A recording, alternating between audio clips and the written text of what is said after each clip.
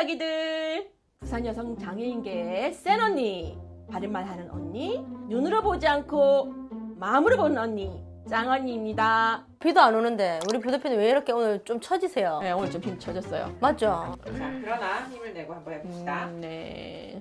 오늘은 정말 중요한 얘기를 하려고 해요. 사람은 누구나 먹고 살려면 일을 해야 하잖아요. 자기들 여건만 된다면 독립하고 싶잖아요. 독립을 하려면 자립을 해야 하잖아요. 자립을 하려면 돈이 필요하고 돈을 벌려면 일을 해야 하잖아요. 그런데 말처럼 그게 어디 쉽나요? 오늘 저와 함께 하실 분은 부산 여성 장애인 연대에서 활동하고 계신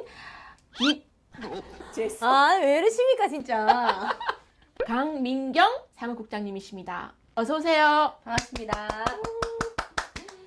우리 자기들에게 재미와 감동, 유익한 정보까지 알차게 안겨주고픈 자립비책. 그럼 오늘 한번 열심히 달려볼까요? 여성장애인 연대에서도 취업을 위한 교육과 일자리 알선을 하고 있다고 들었는데 어떤 지원을 하는지 소개 부탁드립니다. 저희 부산 여성장애인 연대에서는 한국장애인 개발원 중증장애인 직업재활 사업의 일환으로 취업을 희망하는 장애인을 대상으로 전문적이고 체계적인 직업재활 서비스를 지원하고 있습니다. 그런데 이렇게 해서 일자리가 찾아지면 얼마나 좋을까요?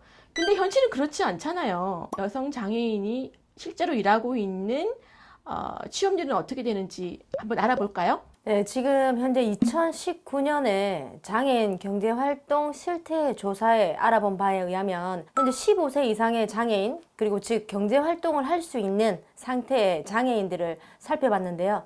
성별로 말씀을 드리면 남성 고용률은 45.6%인데 반해서 여성 장애인의 고용률은 20.3%입니다. 여기서 알 수 있는 건 여성 장애인의 고용률이 남성 장애인의 고용률의 절반에도 미치지 못한다는 사실이죠. 크게 예상과는 벗어나지 않는 통계네요. 그런데 왜 이렇게 여성 장애인이 취업하는 것이 힘든지 한번 알아보도록 할까요? 네. 제가 생각나는 대로 한번 이야기해 보도록 할게요. 첫 번째는 장애인에 대한 사회적 편견 때문이 아닐까 생각합니다. 보통 고등교육을 받고 자격증을 취득하더라도 심지어는 비장애인이었을 때 화려한 그 경력이 있다고 하더라도 장애인이라는 그 사실 하나 때문에 취업에 있어서 서류 심사에서 통과하기가 참 힘들다고 생각하거든요. 어쩌다가 서류 심사가 통과가 됐다고 하더라도 면접에서 결국 탈락하는 경우가 많다고 생각해요. 장애인의 능력을 보지 않고 장애인이라는 것을 먼저 보는 이런 편견 때문에 취업률이 저조하지 않을까 그렇게 생각을 해봅니다. 장애는 누구나 될 수 있는 것이 아닐까요? 그죠? 어떻게 생각하세요, 사무국장님? 저도 짱 언니의 의견에 동의합니다. 비장애인이고 장애인이고 같이 조화롭게 일터에서 함께 일을 해야 되는 필요성이 당연히 필요한 부분인데 아직도 많은 장애인에 대한 편견들이 존재하는 것 또한 사실이라고 생각합니다. 그래서 저희가 장애인을 대한 인식을 개선하는 게 필요하고 그리고 일터에서도 함께 조화롭게 진행될 수 있는 문화가 형성되는 게 무엇보다 중요하지 않을까요? 두 번째로는 그 낮은 임금 때문이 아닐까 이렇게 생각을 하거든요. 일단 장애인이기 때문에 임금을 깎고 보자는 그런 식의 그 취업 구조가 되어 있는 것 같아요. 제가 아는 지인은 외국에서 박사학위도 받아오신 분이신데 그 한국에 와서 그 개인 교습을 하려고 하니까 장애인이기 때문에 돈을 좀 작게 주고 개인 교습을 받지 않을까 이렇게 생각하시는 분들이 되게 많으시더라고요. 그분이 많은 그 어려움을 저한테 토로한 적이 있었어요. 그래서 장애인이라는 이유 때문에 능력까지 평가받는 이런 현실이 참으로 안타까운 것 같아요. 거기에 대해서는 어떻게 생각하세요? 맞습니다. 그리고 장애인 분들이 사실 원하시는 일을 구하는 게 어려운 현실에 대해서도 고민을 하게 되더라고요. 네, 그렇죠. 왜냐하면 장애인들이 취업을 하고자 하는 직업군이나 분야가 다양하게 존재하고 있지 않습니다. 원하는 진로를 선택하고 싶어도 사실 비장애인들보다 더 많은 어려움과 난관에 부딪히는 것 같아요. 전반적으로 이런 제도와 정책들로도 조금 뒷받침돼야 되는 필요성이 있고 전체적인 변화가 함께 동반되어야지만 고용률도 상승할 수 있지 않을까 생각합니다. 네, 그렇죠. 월급이 어느 정도인가요? 아니, 모든 장애인분들이 월급이 낮다라고 생각할 수는 없습니다. 어떤 직종에 있는지, 어떤 직업에 있는지에 따라서 천차만별이라서. 그런데 악덕업주들이나 사실 부정적인 기업이나 아직 어두운 요소들이 있잖아요. 그런 데는 또 이거를 이용하려고 하는 거죠. 이게 조금 애매해. 직종에 따라 다르죠. 쉽게 말하면 프리랜서 일 같은 경우는 돈을 그만큼 안 주려고 하죠. 모두의 장애인분들이 급여를 작게 받고 임금이 작다라고는 하기가 조금 어려운 부분들이 있긴 해요. 근데 급여가 작은 게 아니라 사실 일자리 자체가 많지 않는 거죠. 정규직도 되기 힘들고 아무래도 그건 비장애인도 마찬가지지만요. 단기 일자리가 주로 많죠.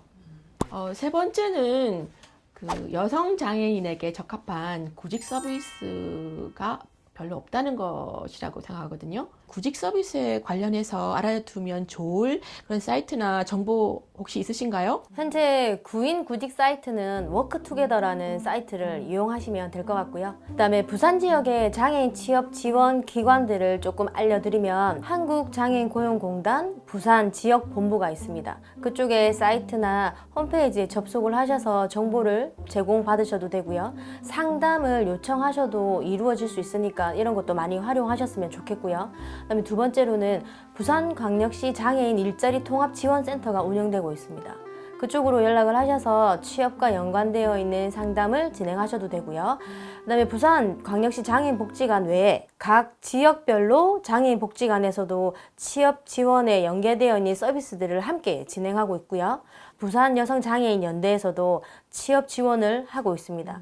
그 외에 여러 장애인 복지단체에서도 지원을 하고 있으니 많은 활용 부탁드리겠습니다.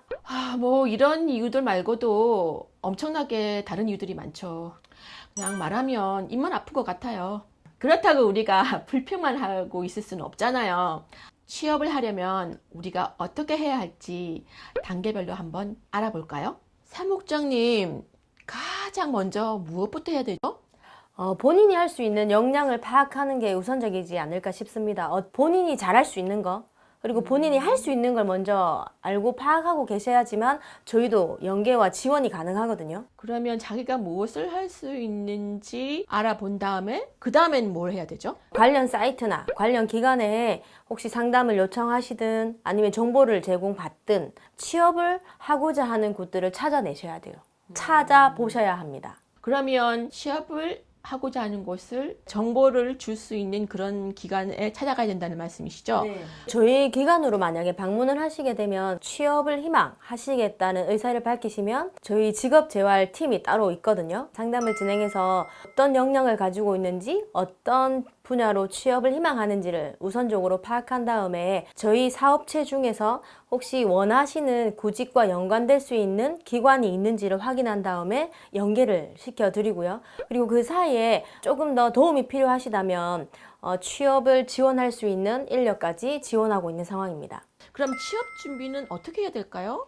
부산에서는 부산 발달 장애인 훈련센터라는 곳이 있어요. 근데 이곳에 가면 실제로 취업을 했을 때 하는 업무들에 대해서 다 프로그램이 되어 있고 바리스타를 원하시면 바리스타 프로그램이 있어서 바리스타 업무는 어떻게 하는지 그리고 손님 접대는 어떻게 하는지 실제적으로 훈련을 할 수 있는 기간이 주어지고 훈련이 이루어지고 있습니다.